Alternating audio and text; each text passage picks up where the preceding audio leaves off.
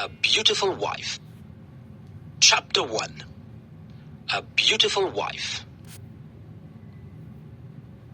I cannot remember how, when, or where I met Ligeia.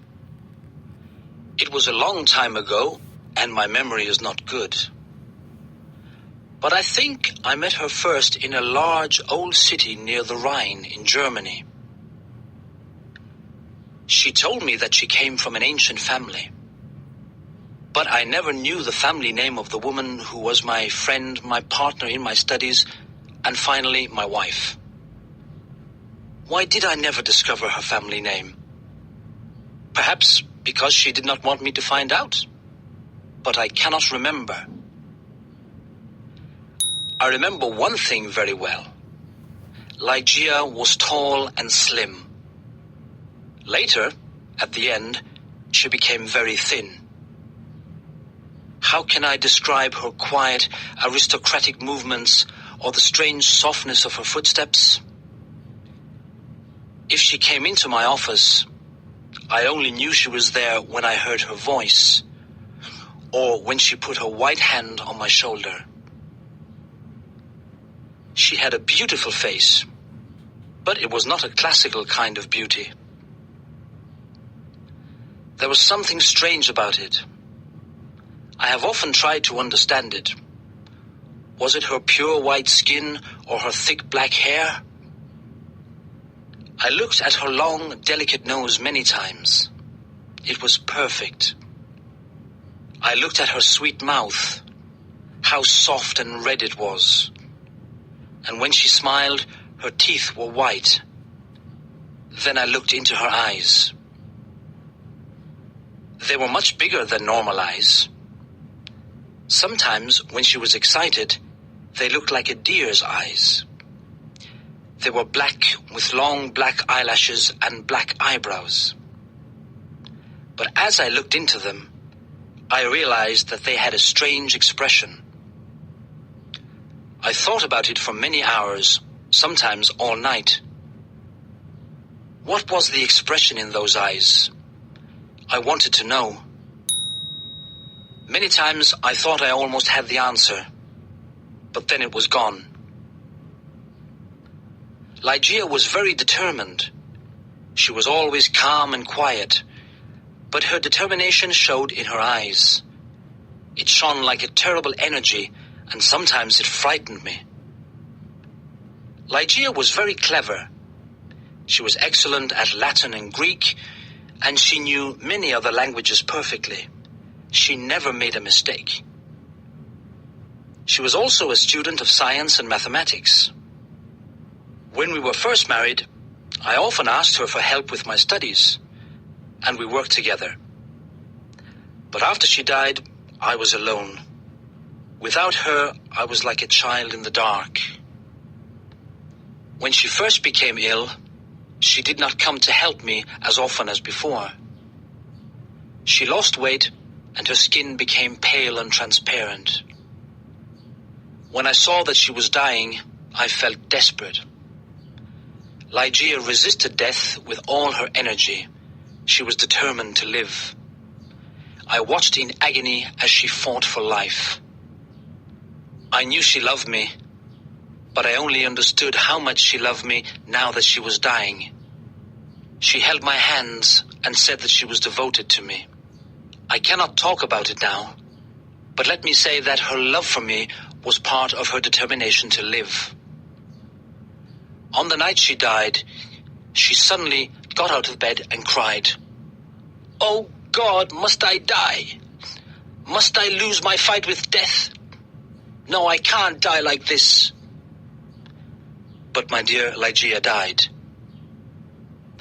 I was so sad I could not stay in the old city by the Rhine. For a few months, I traveled around.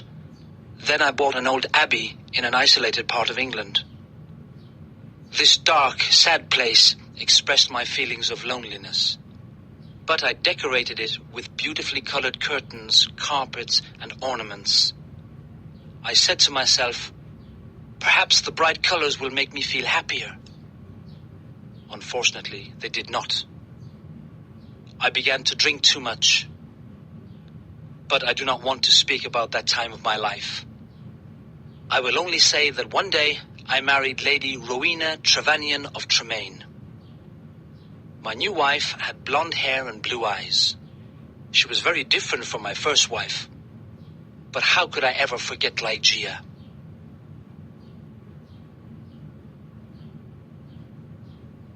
Chapter 2. A Fight with Death. I took Lady Rowena back to a room high up in the tower of the Abbey, where we lived for the first month of our marriage.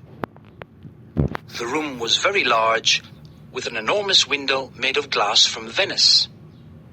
The ceiling was high, like a church, and in the center there was a big gold chandelier. There were sofas from the east and an Indian bed. On the walls were long tapestries, like carpets, with designs made of gold. The tapestries moved every time the wind blew. My wife was afraid of me because I was often sad and depressed. She did not love me much and stayed away from me, but I preferred this. I always thought about Ligeia, my beautiful Ligeia, dead in the tomb. Sometimes in my dreams, I called to her in the night. I imagined that perhaps my love for her could bring her back to me. At the beginning of the second month, Lady Rowena became ill. She did not sleep very well, and told me she could hear sounds and movements in the tower. "You have a fever," I said. "You're imagining things."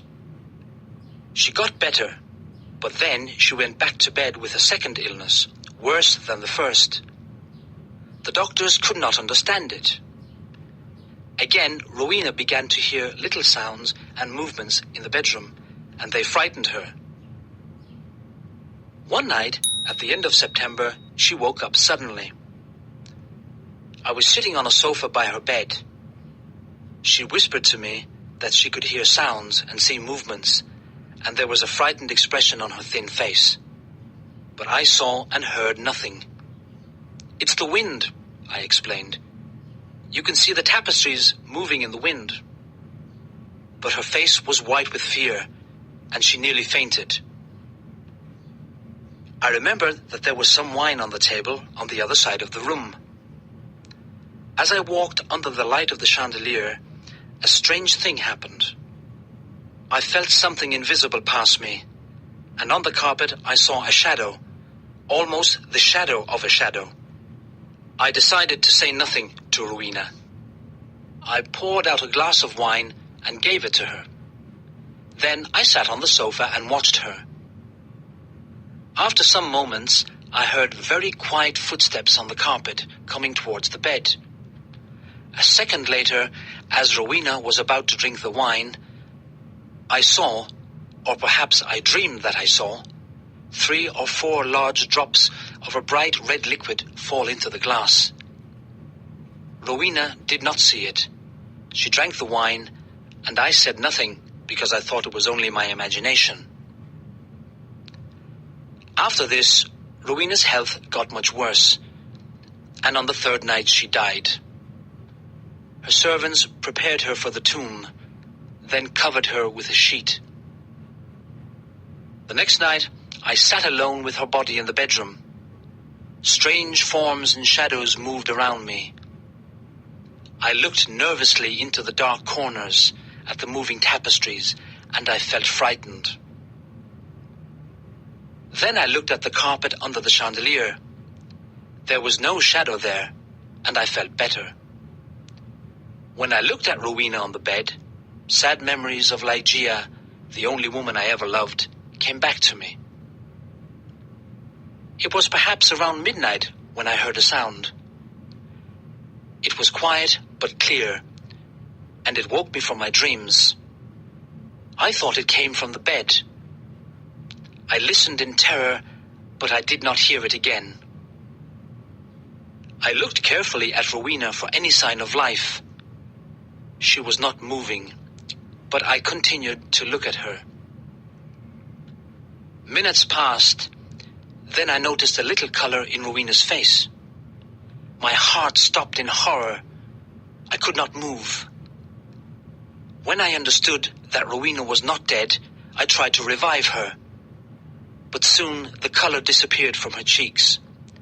Her face looked like marble again, and her lips were thin with the horrible expression of death. When her body was cold and rigid, I fell onto the sofa and dreamed about Ligeia.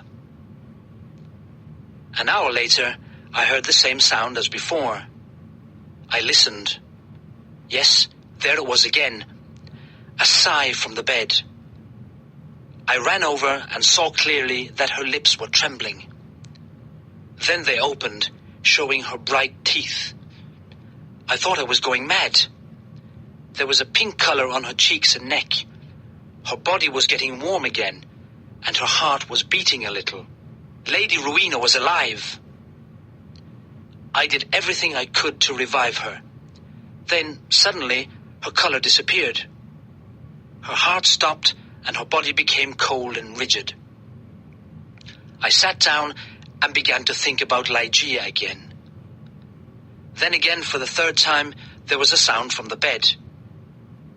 But why must I describe the horrors of that night? Again, I tried to revive Rowena, and then a fourth time. Each time, she seemed to fight with an invisible force. And each time, her body changed. I cannot say how, but she looked different. It was nearly dawn when she moved again. I was sitting on the sofa, exhausted, but Rowena's body moved with more energy than before. Her color returned, signs of life changed her face. Her eyes were closed, but she looked alive. Then she suddenly got out of bed and walked slowly to the center of the room, like she was walking in her sleep. I did not tremble. I did not move. I was as cold and still as stone, paralyzed by what I saw. As I looked at her, my head filled with wild thoughts. Was Rowena really alive? Could I really see her blonde hair and blue eyes? Why wasn't I certain? I could not see her mouth very well, but her cheeks were like pink roses. Weren't they Rowena's cheeks? But wasn't she taller than before? I was filled with a kind of madness. I ran to her, but she moved away. Then I saw her long hair moving in the wind. It was blacker than the black of midnight. And now, slowly, her eyes opened. I shouted like a madman. "These are the black eyes of my lost love, the eyes of Ligeia."